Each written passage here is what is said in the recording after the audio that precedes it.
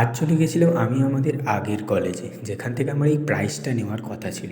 কিন্তু প্রাইজটা নেওয়ার কথা ছিল 17 তারিখ, সেদিন আমার এক্সাম ছিল বলে আমি যেতে পারিনি। তাই আমি আজকে গিয়েছিলাম। আজকেও কলেজে একটা অনুষ্ঠান ছিল, কিন্তু সেটা আমাদের ডিপার্টমেন্টের অনুষ্ঠান। তো সেখানেই গিয়েছিলাম আর প্রাইজটা নিয়ে এলাম। আর তার সাথে মিও আমরের এই খাবার দাবার দিয়েছিল। আমি তো এটা পেয়ে খুবই খুশি হয়ে গিয়েছিলাম। কী কী ছিল খাবারের লিস্টে একটু চলো দেখে নিই।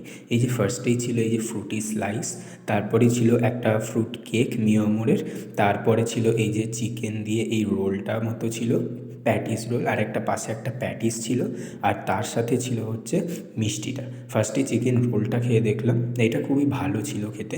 তারপরে এই প্যাটিসটা তো আরও ভালো লাগলো, দারুণ লাগলো খেতে, টেস্টি ছিল খুব। আর তারপরেই আমি উঠিয়ে নিলাম এই মিষ্টিটা।